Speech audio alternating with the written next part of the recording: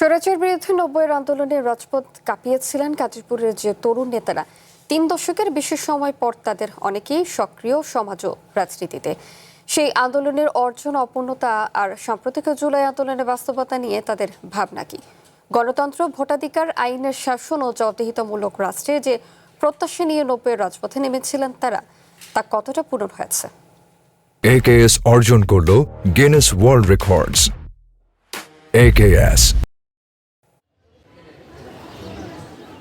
গণতন্ত্র, ভোটাধিকার, আইনের শাসন আর জবাবদিহিমূলক রাষ্ট্র প্রতিষ্ঠার আশা নিয়ে ৯০-এ স্বৈরাচার বিরোধী গণ আন্দোলনে রাজপথে নেমেছিলেন সেই সময়ের তরুণ নেতারা। ৩ দশকেরও বেশি সময় পেরিয়ে গেছে, সময় বদলেছে, রাজনীতির পালাবদল হয়েছে বহুবার, কিন্তু ৯০-এর সেই প্রত্যাশা কতটা পূরণ হয়েছে? এই তীব্র আন্দোলনের মধ্যে আমরা যখন ঢাকায় বিভিন্ন আন্দোলন সংগ্রামে এরশাদের পতনের লক্ষ্যে আমরা যোগ দিতাম, ৩ জোটের রূপরেখার মধ্যে একটা আন্ডারস্ট্যান্ডিং হয়েছিল যে আমরা যেন গণতন্ত্রের ব্যাপারে একমত থাকি এবং কিছু সংস্কারের ব্যাপারে একমত থাকি, এবং রাজনৈতিক দলের নেতৃবৃন্দের মধ্যে তাদের যে নৈতিক এবং মানসিক এই ব্যাপারগুলো যেন তারা নিজেদেরকে পরিচ্ছন্ন বা স্বচ্ছতা ভূমিকা তারা অবলম্বন করে।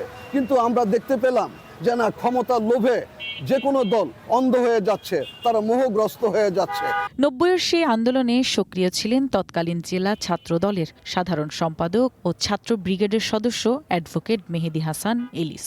তার মতে আন্দোলনের মূল লক্ষ্য ছিল মানুষের অধিকার প্রতিষ্ঠা, কিন্তু সেই লক্ষ্য অর্জনের পথ এখনো পুরোপুরি শেষ হয়নি। তবে পরিবর্তনের জন্য আর কোনো ৯০ কিংবা জুলাইয়ের মতো রক্তক্ষয়ী আন্দোলন দেখতে চান না তিনি। এই ৯০-এর গণঅভ্যুত্থান একটাই লক্ষ্য, আসলে দেশের মানুষ আমাদের গণতান্ত্রিক ব্যবস্থা রাখা, দেশের জনগণের আকাঙ্ক্ষা অনুযায়ী গণতান্ত্রিক ব্যবস্থা, পাশাপাশি আমাদের স্বাধীনতা, সার্বভৌমত্বকে সমুন্নত রাখা, আমাদের স্বাধীনতা। সেই ধারাবাহিকতায় জুলাইও আমরা চাই না, আমরা মনে করি চূড়ান্ত লড়া গেছে, আমাদের মানুষ, আমাদের জনগণ উপলব্ধি করতে পেরেছে ধারাবাহিকভাবে আমরা গণতান্ত্রিক ব্যবস্থা পূর্ণাঙ্গ রূপ লাগবে, প্রাতিষ্ঠানিক রূপ পাবে। এদেশের জনগণ তাদের কাঙ্ক্ষিত সরকার, তারা ভোটের মাধ্যমে, তারা 5 বছর পর পর তারা ভোট দিয়ে তাদের কাঙ্ক্ষিত সরকারকে প্রতিষ্ঠিত করে তাদের আশা আকাঙ্ক্ষার প্রতিফলন ঘটাবে আমাদের সার্বভৌম সংসদ, এবং তার মধ্যে রাষ্ট্র পরিচালিত হবে। সেই ৯০-এর গণঅভ্যুত্থান কিংবা ২৪-এর গণঅভ্যুত্থানের মতো আর গণঅভ্যুত্থান করতে হবে না, আর রক্ত দিতে হবে না রাজপথে। এই গণতান্ত্রিক সরকার, যেই সরকার প্রতিষ্ঠিত হয়েছে, তারা তাদের কর্মকাণ্ডের মাধ্যমে এই ধারাবাহিকতাকে তারা রক্ষা করবে। এরই মধ্যে নতুন প্রজন্মের হাত ধরে এসেছে জুলাই আন্দোলন।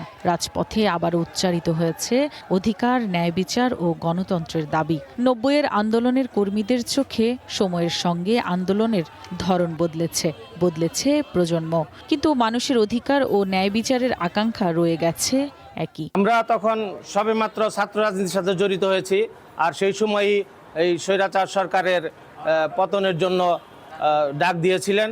তখন আমরা সেই আন্দোলনের সাথে সম্পৃক্ত হয়েছিলাম। 2 প্রজন্মের 2 আন্দোলনের মাঝে ব্যবধান 3 দশকেরও বেশি, তবুও একটি জায়গায় যেন মিল স্পষ্ট: ন্যায় বিচার, গণতন্ত্র আর মানুষের অধিকার প্রতিষ্ঠা। One national desk.